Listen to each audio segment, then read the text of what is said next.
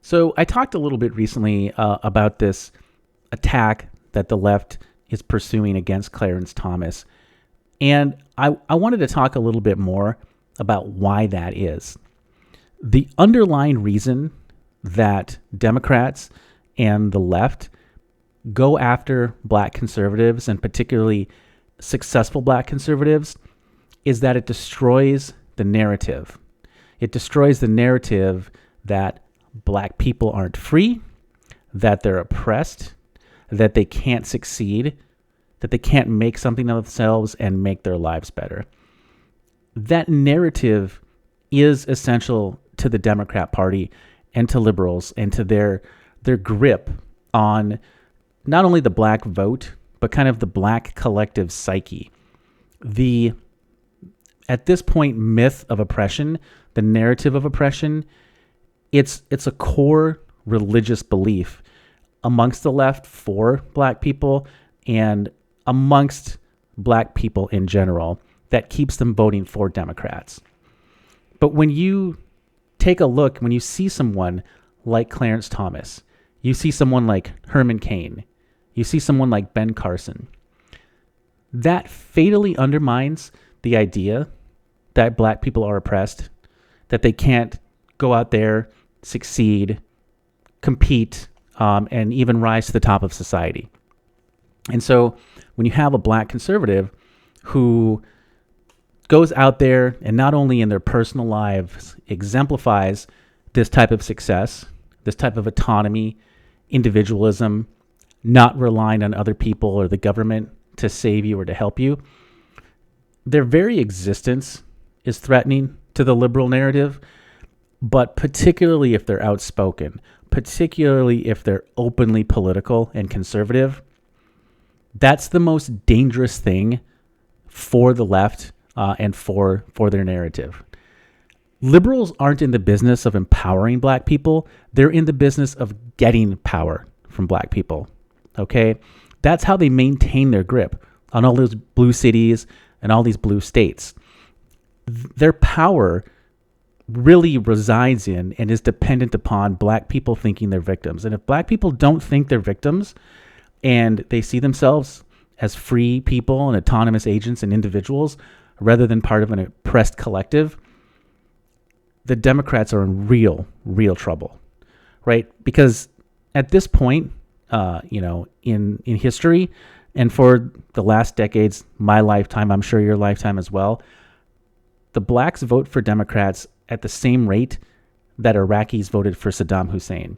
And that's not rational.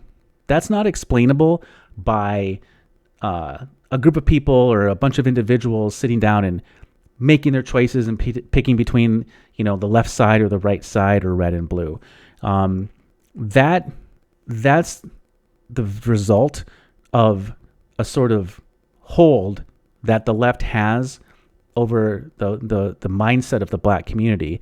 And, it's holding black people back collectively and individually, but it's also maintaining the Democrat grip on power. And that's the most important thing. Now, I can speak to this on a pretty personal level. So I'm not just saying this abstractly. I'm not saying this is because this is what I see in the news and this is what I read in a book. And this is like my personal opinion about an abstract topic. I've seen this very much in my own life. Some of you may know I'm mixed race. My mom's black and my dad's white. And both sides of my family grew up without a lot, pretty poor. And my childhood was pretty poor, with both my mom and my dad. But there is such a clear difference, such a night and day difference between the opportunities that I have in life and the opportunities that my mom had in life. It's almost unfathomable to see it happen and think about it happening in a single lifetime, in a single generation. My mom had a lot of terrible things happen to her. She grew up in a small town here in the Midwest, a rural small town, and she moved around a little bit. So she lived like on a bunch of acres in the country for the first few years of her life. then moved to another small town here in the Midwest.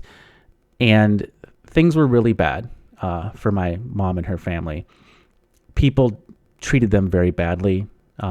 They had to worry about just being mistreated, their personal safety, people harassing them and making prank threatening calls that they're going to burn a cross in their yard or something like that. No one actually did that to them, thank God. But people threatened it, and people did intimidate my family, vandalize their property. I have some stories I might tell that are pretty terrible. But there's a very important aspect here. That happened to my mom. That severely impacted her life, and not only just the personal interactions in her community, but the very systems that we would talk about: systemic this, systemic that, systemic racism. That stuff really did affect my mom's life and my grandma's life and my grandpa's life and their opportunities, and going back before them, of course. But in my life, that stuff has not affected me at all.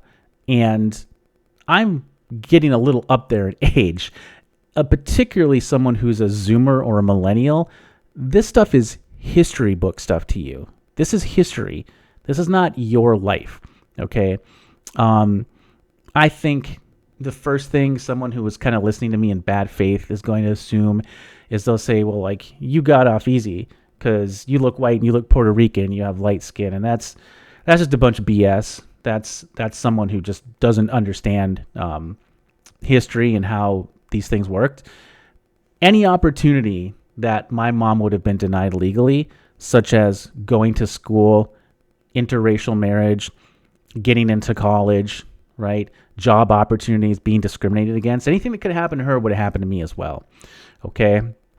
And I kind of had that thought growing up, not really because of my skin color, but because I grew up poor, that I can't do X, Y, and Z, and I don't have opportunities for X, Y, and Z. And as I've gone through life and done a lot of things and gone after this and that and accomplished and succeeded and gotten some of those things, what I've learned over the years and seen in my lifetime is, really the things that truly held my mom back and held my family back do not hold me back. And it is ridiculous for a young person like a Zoomer or a millennial to think that they're oppressed and that society is holding them down and keeping them from getting an education, getting a job, moving up the ladder, moving up the social economic ladder, social mobility. Those things are all very possible. Nothing is holding you back, and society is not only not holding people back, it's doing everything to atone for past sins and make up for that. And so, to loop it back to what I started saying, when you see these conservatives who are really successful, these black conservatives, and especially the ones that are prominent, they're a little older, and they did live through Jim Crow. They did live through crippling, rural, post-World War II poverty in a way that we can't imagine, and yet and still they succeeded. That is antimatter to the Democrat liberal belief in victimhood. And so when you see them going after Clarence Thomas, when you see them going after Ben Carson, you have to understand the reason they're doing that is because in their very person, Ben Carson or Clarence Thomas destroys their victim narrative. And so what they have to do is they have to destroy them personally. They have to talk down about them. They have to belittle them. And they have to create an image in the public, like a public relations image campaign, but a negative one, a smear, to make the public see them in a negative light. And that's the basis of all these campaigns against Clarence Thomas, against Herman, the Herman Cains, the Condoleezza Rices, the Candace Owenses, the Ben Carsons of the world. This is it's just a personal campaign and a public relations smear so that you don't take the opinions of black conservatives seriously and you just turn off the dial and don't listen to them.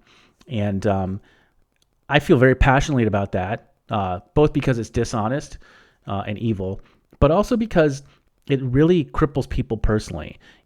People who believe that narrative and believe that they can't do anything with their life, they can't make their life better, they can't climb up a couple rungs of the economic ladder to have a better life and then let their kids climb a couple more. If you believe that, you're holding people down. So it's both politically nasty and dishonest, but it's also massively damaging to people as individuals and to the Black community. And that's why you're seeing it, and that's why I oppose it.